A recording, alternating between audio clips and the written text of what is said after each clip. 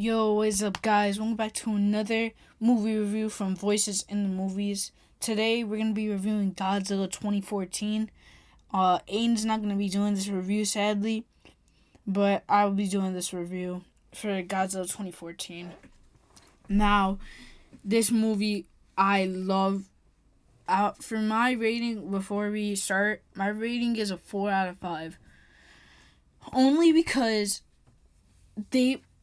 it's really like the start of it. So Godzilla, he only gets a little bit of screen time, but like really the Mutos take over the whole movie basically, and it's a Godzilla movie. Why are you taking that much space when it's a Godzilla movie? But yet they kept but every time Godzilla was on screen, they made it really good, which I can't take away from them, which I was really good about it. And but then the characters for everyone, like the military dude, I really don't remember their names, but like they were okay characters, but way too emotional a little. But then like back to the monsters, when the Mutos like first started, when the main character's dad's wife died, I was like, how? But okay. But then I was just like, this is a weird start. It started off so weird because they didn't even show no monsters. Like they should be showing, like, think about Godzilla X Kong New Empire. They started the movie out so good, but yeah, I also had to take in consideration this is like the first movie of the MonsterVerse franchise, so I really had to take that in consideration. But then, like, when they were tracking him, when he really, but like he was really kind. Well, not kind, but like he really did not want to hurt the humans. But like when they were watching him and he would go under the boat, some of the scenes when he was in San Francisco, he really did not care. He really just wanted to beat the Mutos. But like, yeah, also let me go back to the Mutos now. When they had kids, I was like, what? And then when, I don't know whoever wrote the 2014, good job.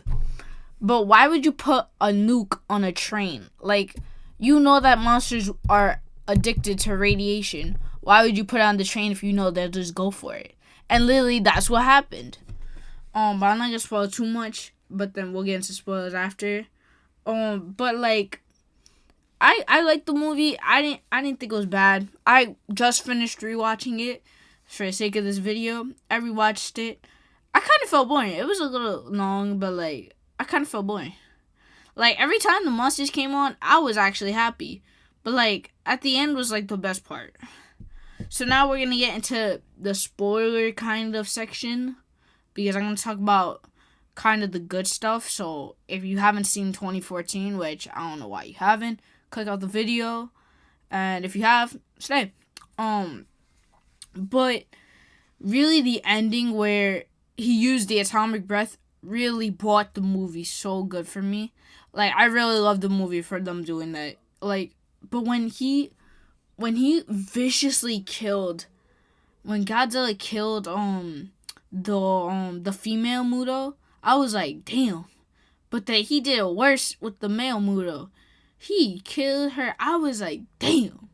Because he charged up his atomic breath. He said, nah, I'm good, bro. And it just, I was like, what? But then also the fact that the main character's dad literally dies like 5 seconds after the attack, I was like, are you serious right now, bro? But then, like, it's just the characters. If you nail the characters, you get a good movie. And it's a monster movie, so it has to revolve around monsters. But the characters kind of bring it out, too. Because if you look, like, the people that get affected from this actually show it off. And they actually, like, have a good personality, which we will be talking, I think, Friday about Godzilla King of the Monsters, which a really good movie. Um, that was like a 4.5 stars. But then like how he, like, it was only like a few years later, and then they started talking about Godzilla. I was just like, what? And then like, I'm really trying to tell, but in the middle where he in Hawaii was kind of a good scene, but we really didn't get to see Hawaii that much. Like when on the airplane scene, we really didn't get to see um the female fight the Godzilla because they because the little boy, the main character's son, was watching the news and then he saw them fighting, but we didn't get to see that fight. I wish we would have seen that fight and I would have been like, this is a good fight. But like, it was kind of weird how the two Mutos were talking, but then like it also didn't make sense because why was Godzilla also listening? Like, is it just because he's the king? Like, I know Godzilla is the keeper of he like keeps the natural order in place. But like, why would you listen to them talking? Like, what? But then like also the way that they showed how one Mutos got out and then moved to Japan to go hibernate, I was like, so nobody saw that? Like, how did it even get out? Like, they never even talked about how it even got out. Like, in the beginning, they showed the hole and they showed how all the tracks were. And I was like, so how did it get to Japan? Like, did it dig a hole in Japan and then get out? Like, this is for the female. Because I really did not get it because the female literally crawled out and then went to Japan to go eat radiation for like 15 like years. And then the male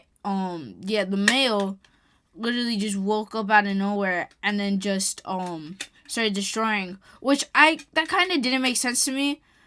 Like, why is the monster waking up, right, and then going to the female but while destroying things? Like, what? Like, she literally climbed on like this big statue and like full on destroyed it. I'm like, is there any purpose of that? Like, but then like also, why are they separated? Like, they didn't even, nobody knew. No, actually no, they knew that the female Mutos was there, but then they had the chance to kill the female Muto, but yet they didn't. I'm like, why wouldn't you have just killed it when you had the chance? Like, but they were like, oh, but radiation will get out. I'm like, no, it won't.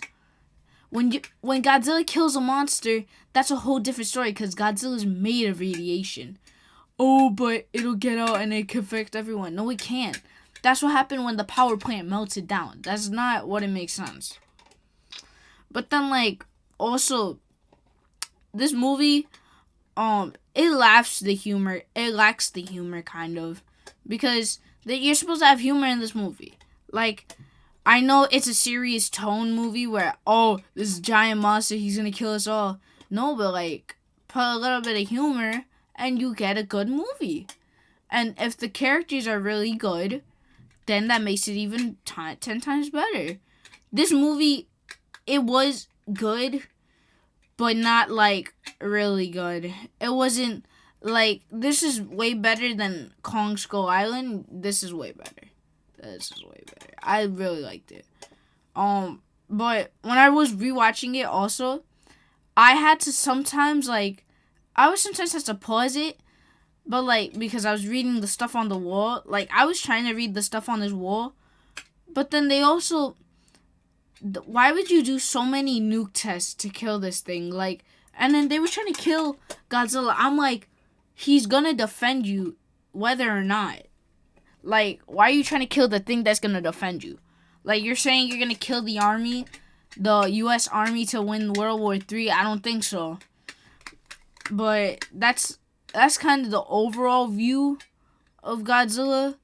Like, even though yes, it was the first movie. I also had to keep that in consideration.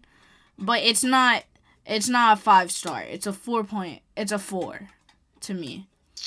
That's all for today's video. And thank you all so much for watching.